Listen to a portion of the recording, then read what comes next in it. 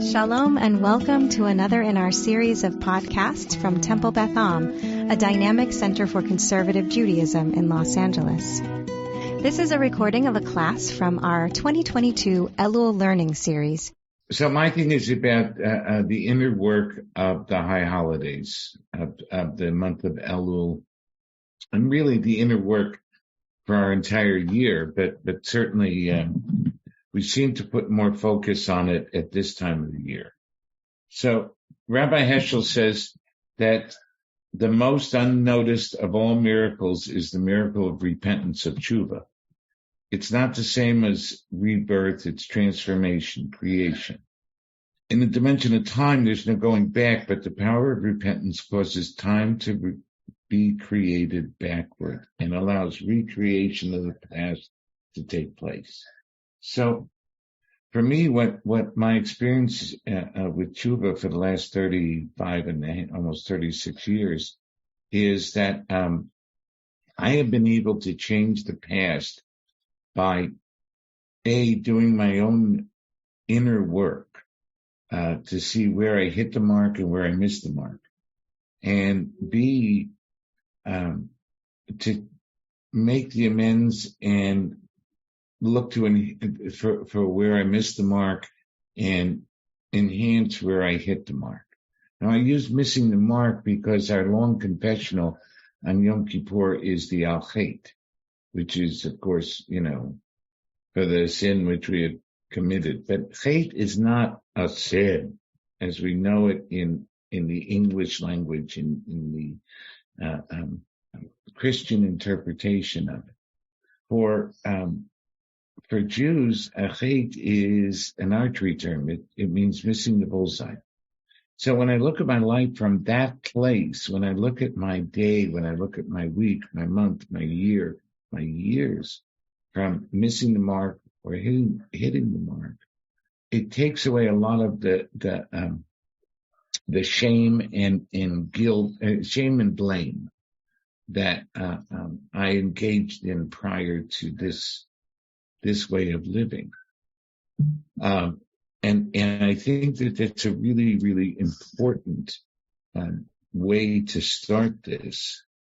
I have to, all my devices don't always sync up, so I just had an alert on my phone, so I put that on Do Not Disturb as well. But is this making sense to you both? By the way, you can unmute with me and we can just have this as a discussion. Yes. And I just, a different thing maybe I should have said, because I know it's hard and teachers say on Zoom all the time they like to see faces, but I'm not well and I'm mostly bedridden. So for me, turning on the video is not something I can do. No, that's all right. That makes sense to do. That's what I meant. Yeah, no, I mean, a conversation there's only three of us, so, just having a conversation for me makes this work as well.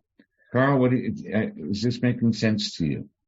Yes, it does. And, I guess I like the, bringing out the idea of missing the mark being the interpretation we want to focus on for Chet, but wondered if you might be able to say a little bit more about that word and how it's used biblically and how we got to that interpretation of missing the mark, or are there other connotations as well in different places that it's used?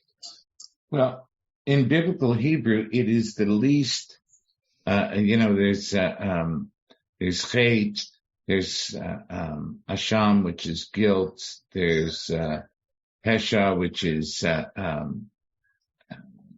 kind of knowing that I'm doing the wrong thing, but maybe I can get away with it. And then there's an Averos, which is purposely doing the wrong thing. So Chet is the lesser of all of that, And in Leviticus, the offerings, the korbanot for Chet is it's not as punitive, it's not as serious, it's not it doesn't have that same power. And in one of the things that we say, during the days of Elul, and we say on Yom Kippur, of course, is the Adonai Adonai prayer. Adonai Adonai El Rachum V'Chanun Erech Hapayim V'Rav Chesed Notze Chesed Lalofim Notze Avon V'Fesha V'Chata'a. So God is merciful, all merciful, and all the attributes. And the last phrase, Nose Avon V'Fesha V'Chata'a V'Nakeh, is that it's like cleaning, cleansing, forgiving, even the sins that we did willingly and purposefully, as well as the ones, we weren't sure one way or the other, and then the hate, the missing the mark, and we're clean. So the purpose of Elul is for us to get clean and to recreate, in some cases, our past. Because once I can be responsible for where I missed the mark and see where I hit the mark, I get a greater picture of myself.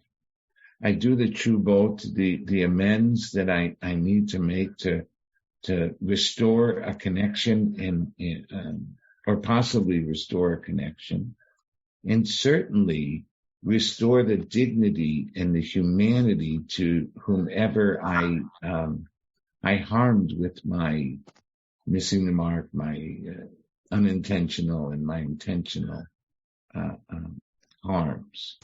And that's makes a lot of sense, and I guess it calls the obvious question. Okay, how do we do that? Well, I actually have a plan for it. Very good. Okay, so Rabbi Dean Steinsaltz says the first thing we have to do is the act of repentance is in the first place a severance of the chain of cause and effect, in which one missing the mark inevitably follows another.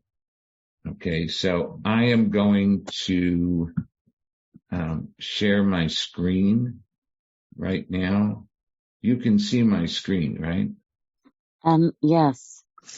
Yep, okay. I see some words. Okay, so on the right, there's I've never quite seen this. There's a paintbrush silhouette, and it says nothing selected.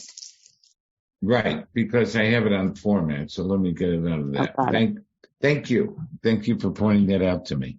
I'm not always, I think I'm much better with technology than I actually am. Oh, I was just interested. May I ask a question though? Sure. I don't know why this just occurred to me. I think because when I realized that I did know who you were.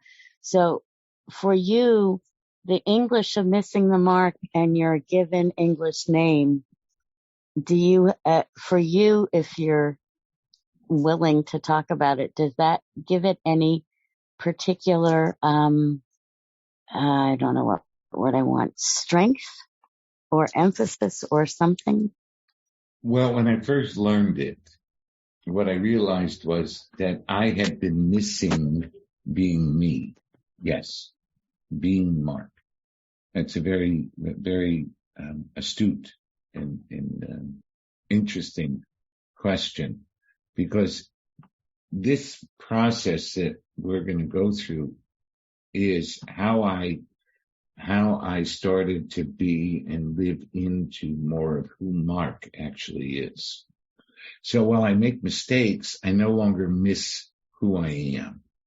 One of the things that this process has helped me to do is to acknowledge my missing the marks, my errors, and not apologize for being me, because my imperfections are also part of me. Hi, Karen. Glad you're here. May I ask one more quick thing? Sure. When you spoke at Cage years ago, you were working, I think, at Beit Tshuva? Yes. And is that where you are still? No, I'm retired from Beit Shuva. So, it's the place that I was the founding rabbi and my wife created and founded. So, before we were married. So we have been doing this, of course, at Beit Shuva, but I've done this as an Eli talk. I've done it as, throughout the country. So Carl, to go to your question, when I ask myself, how have I missed the mark through feelings of excessive guilt and worthlessness? I'm starting with the HaShannah and I'm turning it inward.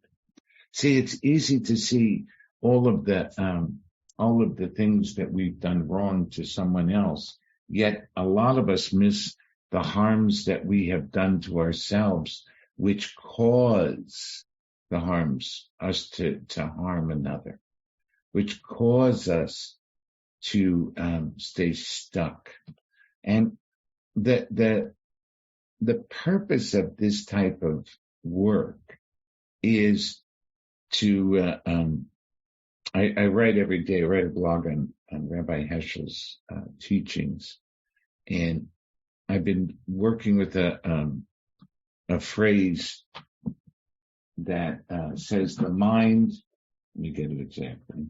The mind is in search of rational coherence, the soul in quest of celebration. So what I've realized is that many of us have irrational coherence. And we have it as a result of both society and our environment and our upbringing, etc. So when I take a look and I ask myself, how have I missed the mark through feelings of excessive guilt and worthlessness? I began with the guilt I had about my daughter, about being a drunk and a criminal for the first 8 years of her life. And because I kept feeling excessively guilty and no good, there's something wrong with me, I'm defective, all those things. I got stuck in a cycle, in a loop of the same behaviors over and over again. So when I look at it, then I have to ask myself, who is impacted? I always have to put God in myself. So my excessive guilt and worthlessness led me to do more and more bad things. It didn't get me out of it because I was so overwhelmed with it. Is this making sense to anybody? No? Yes? Give me a thumbs up, something. Yeah, I hear the story and want to know where it's going. Okay, and also, Carl, look at it in your own life. Look at how we felt guilty and wanted to blame somebody else and criticize somebody else because of our own inner feelings of not being worthy, not being good enough, all of those things. Rabbi, are you saying it's projection? No, I'm saying that it's an actual experience that we have. Think of the moments when any of us have felt so guilty, like, oh no, I've done something so bad, or they'll never forgive me, or, I'm just not good enough for fill in the blank. We all experience it. And this is a deep dive. I learned this from Rabbi Jonathan Oberman and Rabbi Harold Schulweiss. This is a deep dive into really what's going on in my inner life. What are the messages I'm telling myself? What is how am I relating to me? So I have to look at who is impacted, including God and myself, and then I have to see how they were impacted. So my daughter learned not to trust. She learned it was that the person she should be able to, one of the two people she should be able to trust most to always be there, weren't there. My brother was impacted because it kept him up at nights. He would have nightmares that he'd have to come to California from New York to pick up my body because I'd be dead in a ditch. My sister was bereft because I was one of her main connections after our father died. And all of the people who, because of my own worthlessness, my own inner dialogue, I would steal from, I would lie to, I would do that, all those things. Then I have to look at what have I learned from this experience. So one of the things I learned is that I have to show up. I have to be the father that Heather needs me to be, not the father I want to be. And then I have to look at what's the tshuva, what's the repair, what's my new response.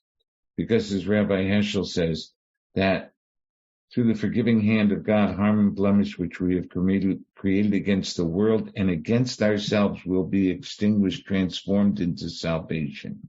For many years we've experienced history as a judgment. He's saying that repentance is an absolute spiritual decision made in truthfulness. Its motivations are remorse for the past and responsibility for the future. So only in this way, in this manner, is it possible and valid. So by doing this work, my tshuva becomes something that is, I'm no longer judgmental about myself and or another human being. I can accept what is. And my soul, my inner life, then refutes, argues with, negates the conventional notions and mental cliches that the world has taught me. This is really a deep dive into oneself. And then I have to look, of course, in the next sheet, which is how have I hit the mark through the good I've done. So I have to be responsible for the good I've done. And that is a lot of times harder than seeing the negativity or the harms. Because you see, if I take credit for the good I've done, somebody will say, oh, look who thinks he's so holy. Oh, look who thinks he's so great. And all of that other, what I call, pardon the expression, happy orchard. But it's really a controller. So by seeing where I miss the mark through excessive guilt and worthlessness, I take away the control that has had over me, the power. And by acknowledging the good I've done, and I do, that enhances my self-worth and my own commitment to continue to do the next right thing. Is this making sense to you, Carl? Yes. Resonating with one aspect of your comment there that just taking credit for the good things, it could be more of an internal recognizing for yourself. Maybe it doesn't need to be so much seeking external recognition, and so you can avoid some of those pitfalls of seeking praise or glory from the outside world. Right. And that's an important piece here, because as soon as I seek the praise or the glory from the outside world, I am now, I'm performing, I'm not experiencing. It's a performance art instead of an internal way of being. You're right. I externalize it then. And this is about the internal. And we have to remember that one good thing doesn't cancel out one bad thing, nor does one bad thing cancel out one good thing. They live separate. They're separate existences. The problem, of course, or the catch is that the negativity has a longer shelf life than positivity. Yes. So I go through the same process. Who was impacted? How? What have I learned? And then what's my plan to enhance and continue these actions? That's using Ashamnu as an internal experience. Then I go to Bogadnu. Bogadnu is betrayal. So how have I betrayed myself? When have I done something that I just knew wasn't the right thing, but I went along to, I went along to get along. When did I do something that was expedient, even though I knew, I mean, that's part of what happens in pack mentality. When I want to be one of the group, I will betray myself at times. Not all the time, but certainly at some times. So, you know, when I get carried away because of something and I go on a tangent, I betray me because I get into tunnel vision. Whenever I have an experience of I'm right, you're wrong, I could be betraying myself because I stop hearing you and hearing any wisdom that another person has to offer.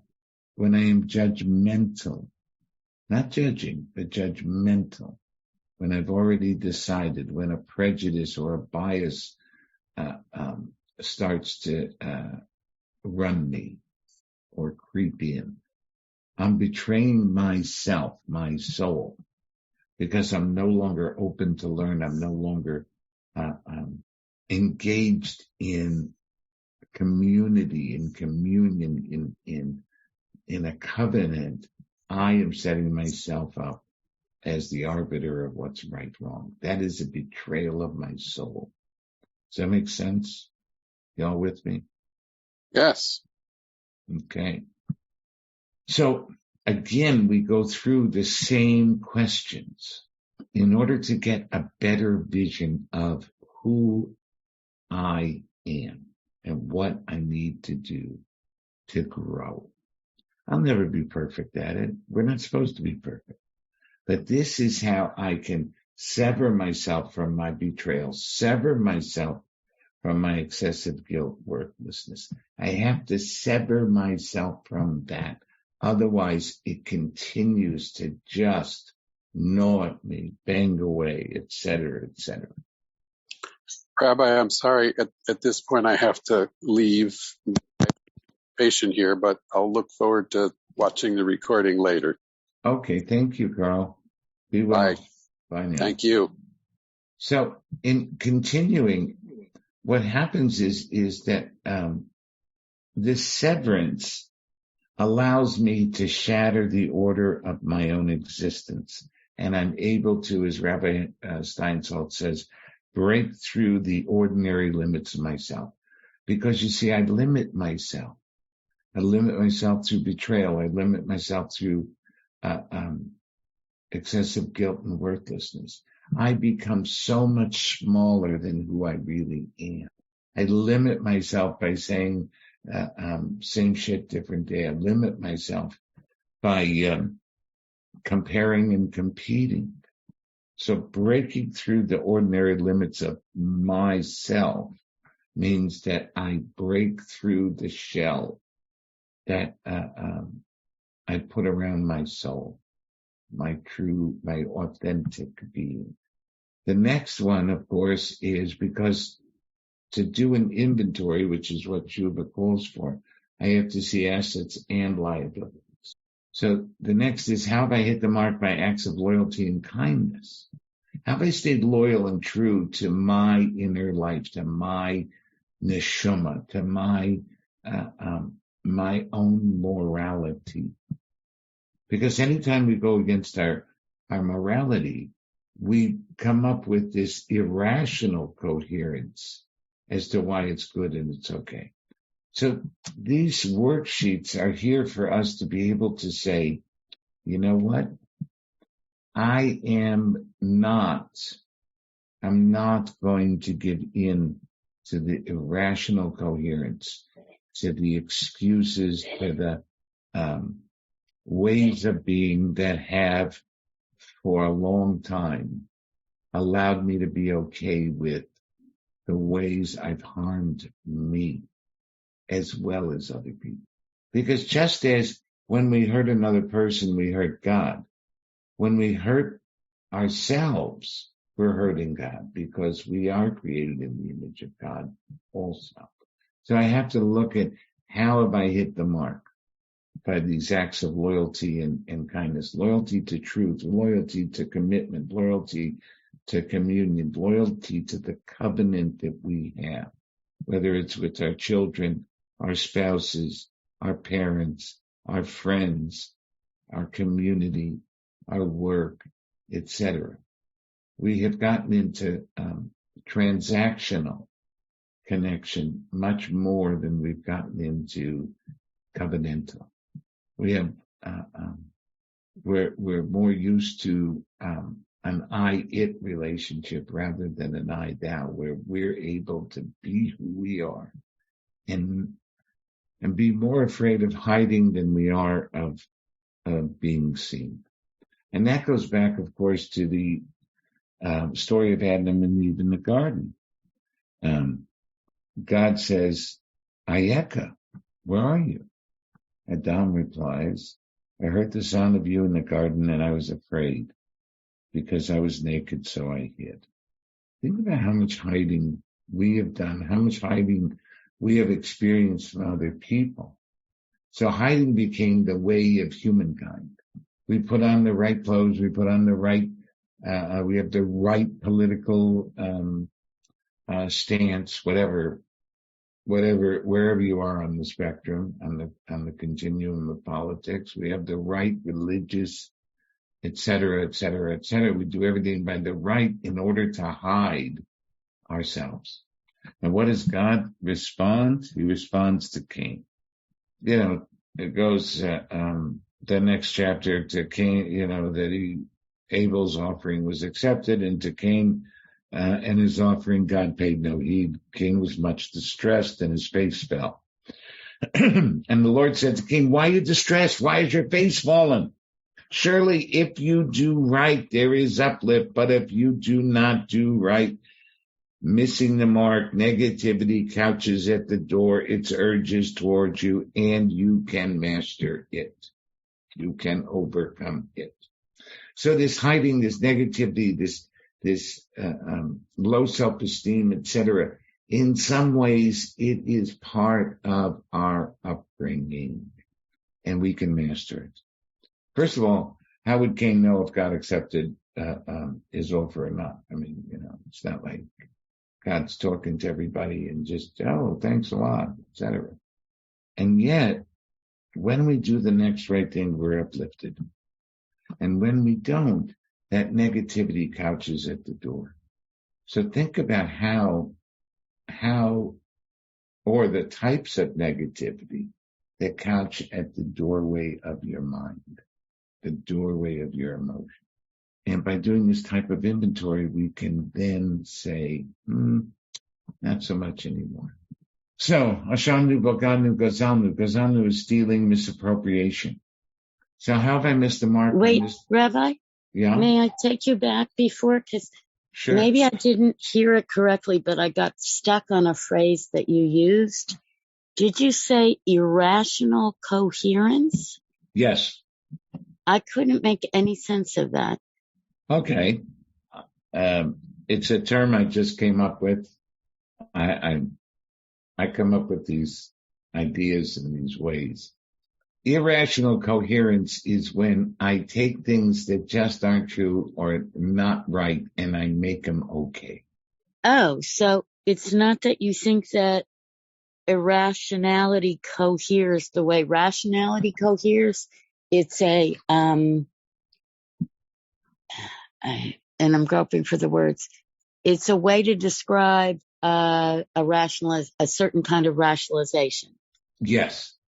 Got it. Okay. Thank you. So I go to misappropriation of money, of time, of energy. When do I spend too much? When do I spend too little? How am I kind of hedging on my tzedakah, and how am I over doing tzedakah? Time management. Do I spend enough time with myself? Do I spend enough time do I spend the appropriate, not enough, but the appropriate time with myself, the appropriate time with another, the appropriate time with family, given that moment? Because misappropriation is it's a very nuanced experience, because while yesterday spending this much time on something was appropriate, today it might not be.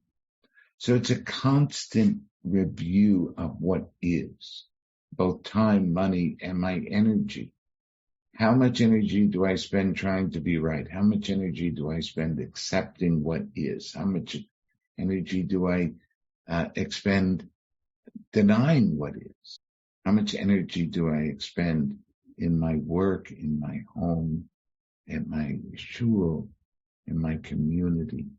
And is it appropriate for what's needed in that moment, in that time? Knowing that it's never a constant, that all of this fluctuates depending on what is happening in what's the context of this moment, rather than relying on, if I did it yesterday, it's good enough to do the same way today. In AA, in recovery, some people say, well, if I do today what I did yesterday, I'll stay in recovery. And I say, no. There's got to be one grain of sand more, and you have to make sure that you're expending the appropriate money, time, energy, wisdom, learning, et cetera, et cetera, et cetera, for what's going on right now. So some days, 12 hours was the appropriate time to work, and the 150% was the appropriate energy for me to expend. Sometimes 90% and 80%. If I wasn't feeling well, then it might be 50%. So this acknowledging what is in the moment and what's needed is a crucial part of our learning about ourselves. And of course, the opposite is also true. How have I hit the mark through being appropriate? Okay, I misappropriate my energy and passion sometimes, and it comes across as anger and overwhelming or scary, whatever, however you want to put it. And I have to go back and realize that, and it has helped me to temper myself at times, not all the time. And so for me, doing this, and I do this every year, I do it every month, I do it every week. Actually, I do it daily, but because I have to continually keep myself aware. Rabbi? Yes. When you just said that, went from annually to daily, Yeah. So is there a particular time or a particular event? And do you do the whole inventory? I review my day completely every evening. Because you see, Rebbe Eliezer in the Talmud, Shabbat 153a, says to do tshuva one day before death. His students asked him. No, I knew you were going there. Anyway, yeah. No, but does a person know which day he will die? He said to him, Bidiyuk, exactly. All the more so, a person should repent today. And so actually, he's saying we should repent every day. We should do tshuva every day.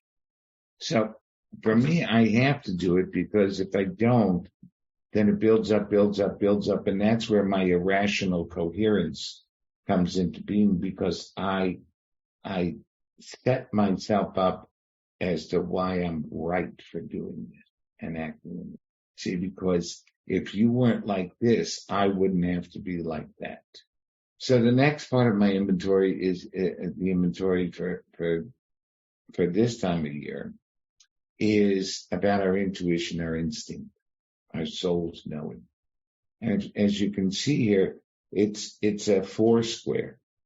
When is my intuition right and I followed it? When is my intuition wrong and I followed it? When was my intuition right and I didn't follow it? And when was it wrong and I didn't follow it?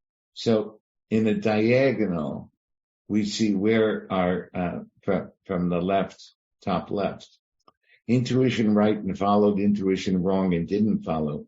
That is the areas of our living where we are maturing. not totally matured. I don't know if we ever do.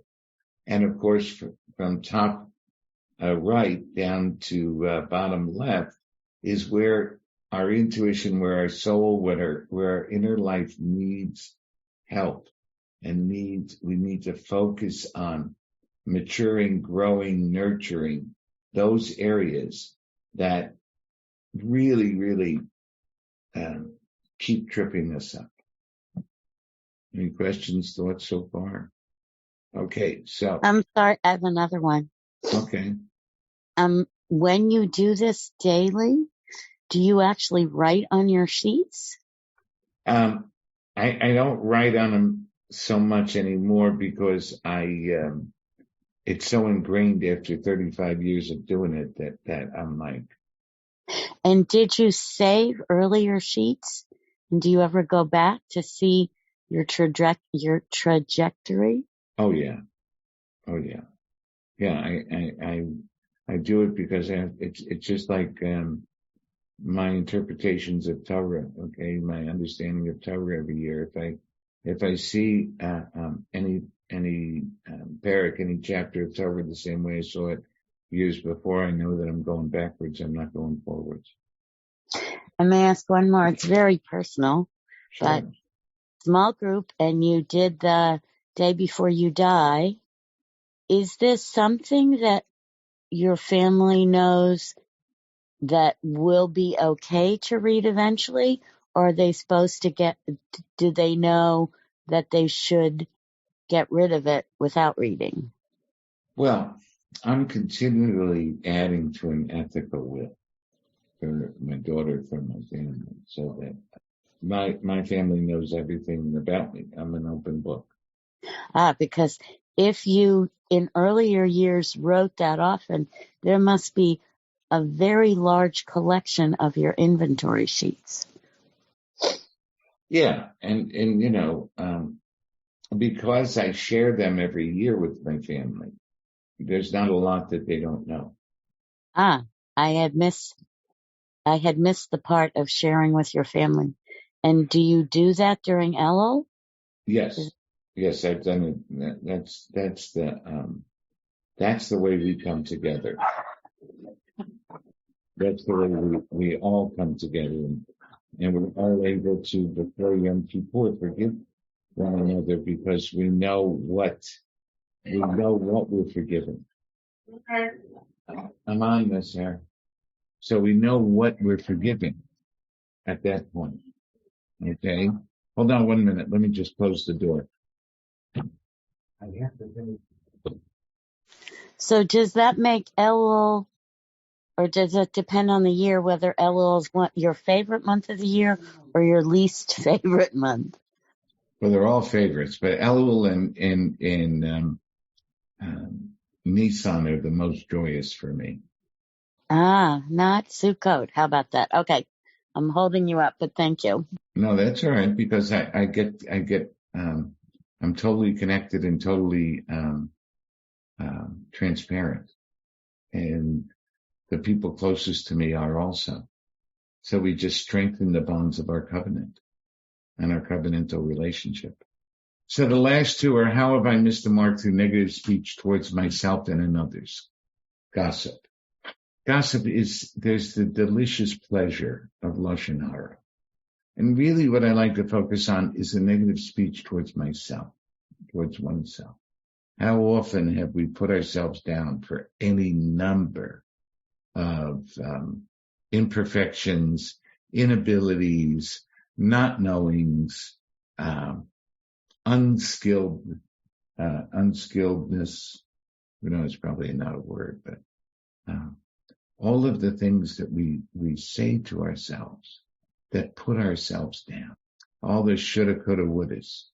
So by going through it, and again, who is impacted, including myself and God? How? What have I learned? And then what's the tshuva, my plan to lessen these occurrences in the coming year? We won't get rid of them. We'll always have them. And yet I have to look at how I can lessen them. And then that's the Varnu Dofi, by the way. And then, of course, there's the how have I hit the mark through positive speech towards myself and another?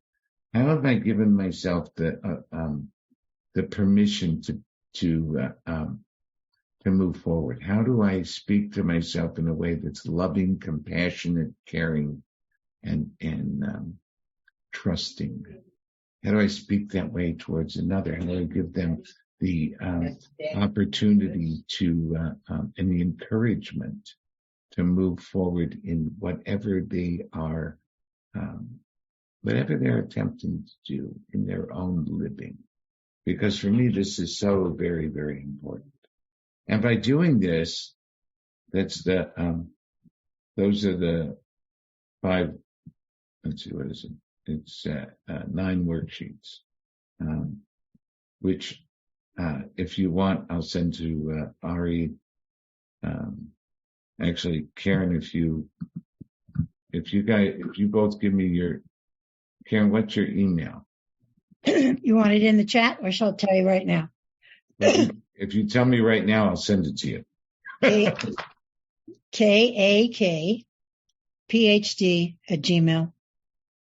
Okay. And I can tell you, but I also sent it because often people, as much as I say don't put a C before the K in my last name, people do it anyway. Okay. I'm going to send it to you also. Do you need me to say it and spell it, or get it, or can you copy it from the chat?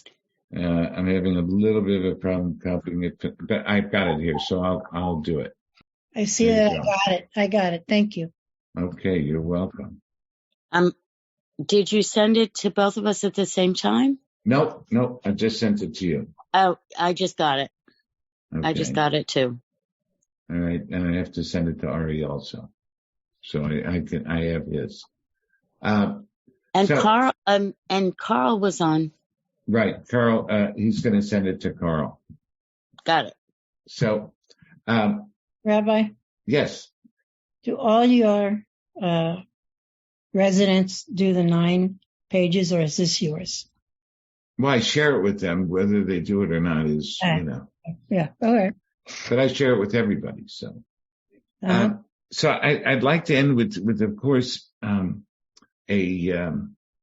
Shana Tova, that it should be a good year, a sweet year, a year of more tshuva. I think if we put more tshuva into the world gets better. And also that the beauty of the tradition is that this is always open to us.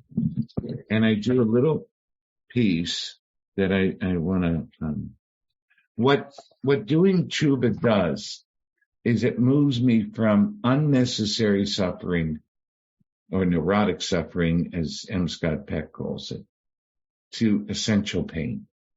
So I like to give the example of when I stub my toe, the pain doesn't last too long. Yesterday, I stubbed my toe as I was going to get my golf shoes to go play golf.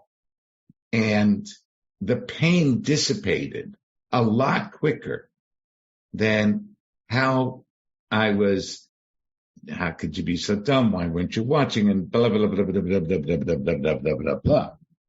Now, to tell you the truth, I cut that off after about 10 minutes, which for me is success. But so many of us have stayed in the unnecessary suffering. Pain is pain, and it's real, and trauma is real. And the more we live in the suffering of it, the less we're able to deal with the pain of it. That's true, I think, psychologically. I know it's true spiritually. So for me, that's what this process allows me to do. It allows me to be in the essential pain of my errors and not the suffering of it. And it allows me to be in the solution rather than the problem. So I want to say thank you for your time. Thank you for your great questions, and God bless. And it should be a sweet, sweet year for everybody. You have been listening to another in our series of podcasts from Temple Beth Am, a dynamic center for conservative Judaism in Los Angeles. If you enjoy these podcasts, we invite you to write a review on the Apple Podcast site or wherever you get your podcasts. For more information about Temple Beth Am Los Angeles, go to tbala.org.